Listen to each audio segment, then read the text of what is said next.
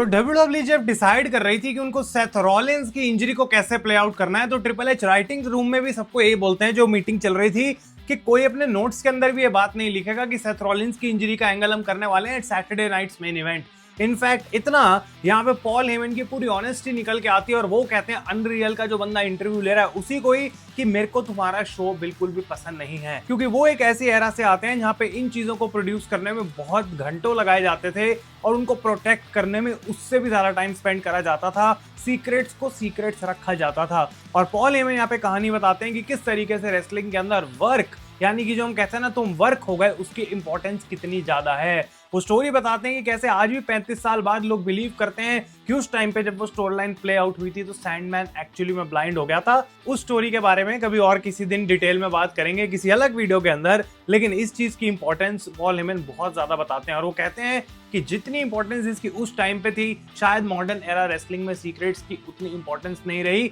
इसी वजह से हमें सारे शोज के थ्रू सब कुछ बिहाइंड द सीन्स जो है वो बता दिया जाता है। लेकिन उनसे पूछा जब जाता है कि वर्क का मतलब क्या है, तो वो कहते हैं कि वर्क तो कुछ नहीं होता, it's an art, it's a performing art. और इसी वजह से इस अनरियल के एपिसोड नंबर 4 का जो नाम है दैट इज परफॉर्मिंग आर्ट्स। और यहाँ पे हम बात करेंगे कि हाउ एक्चुअली WWE ने प्ले आउट करा ये पूरा सैटरडे नाइट्स मेन इवेंट का बेस्ट एंगल ऑफ 2025। तो गाइस, मैं हूं आयुष और आप देख रहे हैं रेसल इंडिया।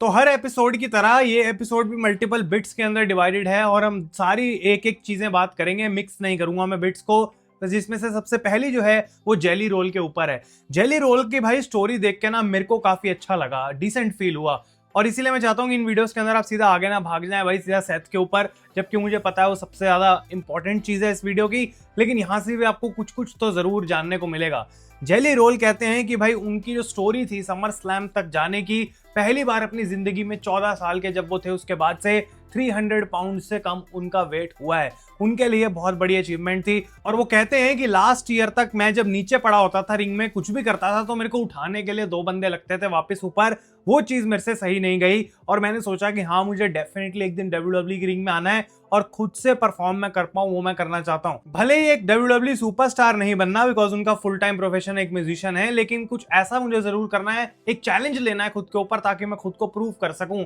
और यहाँ पे उन्होंने पूरा एफर्ट डाला, एक नेक्स्ट लेवल तक एफर्ट डाला उस चीज को अचीव करने के लिए। उन्होंने 2 घर खरीद लिए ऑरलैंडो में, बताया जाता है, जो WWE के परफॉर्मेंस सेंटर के पास थे, जहां पे एक घर उनके लिए था और दूसरा उनकी टीम के लिए, ताकि वो WWE ट्रेनर्स के साथ ट्रेन कर पाए, सीख पाए, अपना वेट लॉस जर्नी कर पाए, लेकिन साथ के साथ म्यूजिक भी बना पाए जब वो घर वापस जाएं। इसको कहते हैं pure dedication towards that thing. और सीएम पंक भी जब यहाँ पे बात कर रहे होते हैं जेली रोल से, तो उनको यही बोलते हैं कि तू एक बहुत बड़ी इंस्पिरेशन है, कि तूने ये जर्नी करी है, तूने ये चार्ज लिया है अपने ऊपर कि मैं ऐसा करूंगा। So this was really crazy. और उनके जो पार्टनर थे रैंडी ऑर्टन समर स्लैम के अंदर, वो और बहुत सारे और लोग बैक स्टेज जेली रोल की तारीफ ही कर रहे थे, उनको बहुत प्रेज मिल रही थी। अगले एपिसोड में स्टोरी कंटिन्यू होगी कि आखिर समर स्लैम के मैच के अंदर और क्या हिडन चीजें थी जो कि रैंडी ऑर्टन या फिर बाकी लोगों ने जेली रोल की हेल्प करी जिसके अंदर। लेकिन next we are moving on to WWE evolution. इस शो को WWE वापस लेके आई थी लास्ट ईयर कई सालों के ब्रेक के बाद और विमेन को एक बार फिर से मौका मिला था शाइन होने का।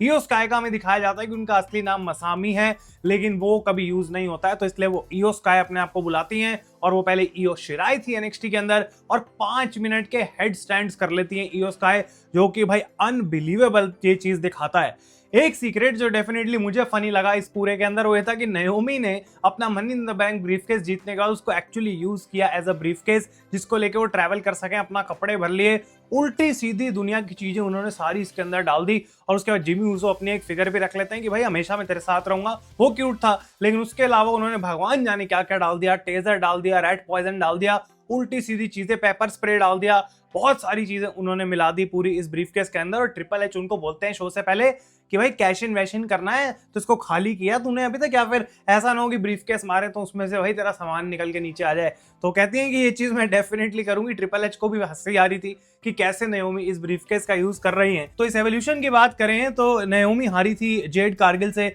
और मैच के बाद जिस तरीके से उन्होंने सेल किया ऐसा लग नहीं रहा था कि ये अब वापस आएंगी to cash in the same show. ऐसा लग रहा था कि इनका काम हो गया है, इनको आउट कर दिया गया, राइट ऑफ कर दिया गया है किसी ना किसी वे में। लेकिन वो चीज पे मैं आता हूं, उससे पहले हमें एक बैक स्टेज सेगमेंट दिखाई जाती है जहां सेथ रॉलिंस केविन ओवेंस के साथ बैठ के बेकी लिंच का मैच देख रहे हैं, और वहां पे भी उन्होंने अपना ब्रेस लगा रखा है, अपने क्रचेस लेके बैठे हैं, और केविन ओवेंस को बिल्कुल कुछ ऐसी बात नहीं लग रही कि सेथ इंजर्ड शायद जो है वो नहीं है और वो फेक कर रहा है। तो इससे पता लगता है किस हद तक हो गए हैं भाई, लॉकर रूम में भी फेक कर रहे हैं बैठ के, जबकि ऑब्वियसली सेथ रॉलिंस को उस टाइम पे भी कोई इंजरी नहीं थी। इसके बाद दिखाया जाता है कि कैसे WWE ने कमाल के तरीके से वो कैश इन प्लान किया, जहां ईओ और रिया के मैच को ट्रिपल थ्रेट बना के नाओमी ने ऑब्वियसली चैंपियनशिप जीती। सारे लोग उनके लिए गोरिल्ला में वेट कर रहे थे, पूरा रोस्टर वेट कर रहा था उनको कंग्रेचुलेट करने के लिए, लेकिन साथ ही साथ ईओ स्काई को ट्रिपल एच उठा लेते हैं भाई गले ऑलमोस्ट अपनी गोदी में, और वो रॉकस्टार बोलते हैं ईओ स्काई को। मुझे पता है कि बहुत सोशल मीडिया पे लोग इसके अगेंस्ट हैं कि ट्रिपल एच इनअप्रोप्रिएट चीजें कर रहा है,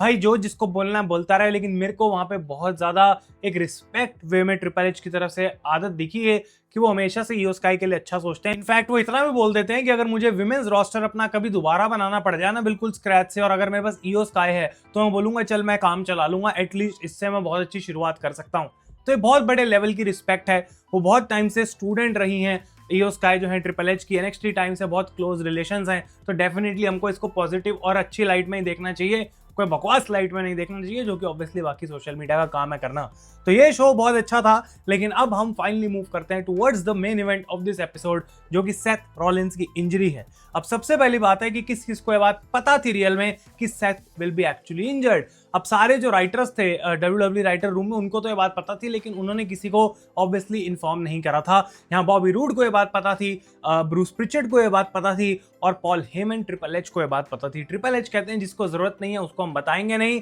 और LA नाइट को बताना बहुत जरूरी है, लेकिन उससे पहले ट्रिपल एच कहते हैं एक काम करता हूं मैं जाके कोडी को तो बताया हूं। कोडी को कहते हैं वो जाके कि भाई तू हमारा सबसे बड़ा स्टार है, इसलिए मेरे को ऐसा लगता है कि मेरा फर्ज है तेरे को बताना कि कंपनी का सबसे बड़ा एंगल क्या चल रहा है। और मैं सोच रहा था ओ माय गॉड भाई, ये रिलेशनशिप एक्चुअली में बहुत ही ज्यादा ऐसा स्ट्रांग है कि ट्रिपल एच को ऐसा लगा कि मुझे बताना चाहिए कोडी रोड्स को, कि नहीं तो वो बुरा ना मान जाए कि टॉप स्टार को तुम बता नहीं रहे कि एक इतना बड़ा एंगल आज हम करने वाले हैं। कोडी रोड्स को ये नहीं बताते कि बाद में कैश इन भी होगा, लेकिन वो इतना जरूर बता देते हैं कि सेथ रॉलिंस की इंजरी का हम फेक एंगल करने वाले हैं। और दूसरी तरफ वो LA नाइट को बताते हैं, जिससे इनिशियली सेथ रॉलिंस ने डिसएग्री कर दिया था, ये बोल दिया था कि मत बताओ उसे, लेकिन ट्रिपल एच ने ऐसे समझाया सेथ रॉलिंस को कि अगर तू इस सिचुएशन में होता तो क्या करता, तू अपने अपोनेंट को अगर इंजर्ड कर दे एक मैच में, और हम 2 महीने बाद तेरे को बताएं कि भाई ये तो फेक था जो तूने किया, एक्चुअली में उसको चोट नहीं लगी थी, तेरी कोई गलती नहीं है, तो तू बहुत ज्यादा गुस्सा हो जाएगा मेरे ऊपर, और वो चीज हम LA नाइट के साथ नहीं कर सकते, वो अनफेयर होगा। लेकिन रेफरी को बात नहीं पता थी कि इस मैच में क्या होने वाला है, और मेडिकल टीम को भी बता दिया गया था, बिकॉज उनको ये नहीं बोल सकते कि ये इंजरी जो है वो उसी टाइम पे नहीं बता सकते कि ये तो हम फेक कर रहे हैं, बिकॉज मेडिकल टीम की एक ड्यू डिलीजेंस होती है कि उनको क्या क्या स्टेप्स लेने हैं ऐसे केस के अंदर, और अगर वो स्टेप्स फॉलो ना हो तो उनकी जॉब भी खतरे में हो सकती है, इसलिए उनको इन्फॉर्म करना जो है वो जरूरी है। अब यहाँ पे रेफरी को पहले से ही बता दिया गया था कि हम कुछ तो केफेब एंगल करेंगे towards the end of the match, तो बेल नहीं बजनी चाहिए किसी भी हालत में, रिंग बेल नहीं बजनी चाहिए, मैच कॉल ऑफ नहीं होगा। और इस चीज को WWE ने परफेक्टली प्ले आउट कैसे करा, जैसे ये हुआ स्टार्ट मैच तो बैक स्टेज नॉर्मल माहौल था, किसी को कोई नॉलेज नहीं है, क्लोजली इतने सारे और लोग बैठे हैं जिनको कुछ नहीं पता यहाँ पे क्या होने वाला है, और जैसे ही सेथ रॉलिंस अपनी नी पे बकल होते हैं पूरी दुनिया को लगता है वो इंजर्ड हो जाते हैं। रेफरी जेसिका कार उनके पास जाती हैं और वो पीछे मैसेज देती हैं प्रोड्यूसर्स को कि सेथ मुझे कह रहा है कि मैं इंजर्ड हो चुका हूं, लेकिन तब भी LA नाइट को उसका फिनिशर मेरे ऊपर लगाने दो। तो ये चीज जबकि ओरिजिनली प्लान थी, और जिन लोगों को पता था उनको ये बात पता थी, लेकिन तब भी ट्रिपल एच और रॉबर्ट रूड ऐसे एक्ट कर रहे थे जैसे उनको कुछ नहीं पता। वो कहते हैं ओ माय गॉड ये क्या हो गया, चलो कोई बात नहीं, हमने डिस्कस कर लिया, LA नाइट को जो करना है उसको करने दो। और LA नाइट ने अपना काम और बढ़ के किया, इतना अच्छे से किया कि भाई वो अपसेट दिख रहे हैं पहले तो जब सेथ नीचे गिरा हुआ है, और उसके बाद अपना फिनिशर लगा के जब वो जीत भी जाते हैं तो सीधा चले जाते हैं पीछे। कोई खुशी नहीं थी उनको कि सेथ रॉलिंस को उन्होंने हरा दिया है, क्योंकि वो एक कावर्ड तरीके से जीते थे, जबकि उसमें उनकी खुद की कोई गलती नहीं थी। तो ये इतने सारी छोटी छोटी चीजें होती हैं जो प्ले आउट करती हैं एक एंगल को, सिर्फ सेथ रॉलिंस की या फिर एक और बंदे की इन्वॉल्वमेंट नहीं, ये पूरा एक ऑर्केस्ट्रा की तरह एक टीम वर्क था जो कि इस तरीके से हमें दिखाया गया। और सेथ रॉलिंस भी कहते हैं कि उस टाइम पे हमें सिर्फ 1% ही डाउट चाहिए कि लोग ये बिलीव कर पाए कि क्या सेथ को सच में इंजरी हो गई है, बिकॉज जब वो पीछे भी आ रहे थे गोरिल्ला में, ट्रिपल एच कहते हैं कि सेथ इंजर्ड हो गया, हट जाओ सारे, उसको निकलने दो। इनफैक्ट इतना कि सेथ रॉलिंस जब मेडिकल रूम से बाहर आते हैं तो पॉल हेमन उनको इतना भी बोल देते हैं कि भाई ये सारे तरफ कैमरा है नेटफ्लिक्स के, तो इनसे बच नहीं पाएगा, मेक श्योर तू अपना गिमिक प्ले करता रहे। तो तो सेथ कहते हैं ठीक है, मैं अपनी बस में जब तक नहीं घुस जाऊंगा,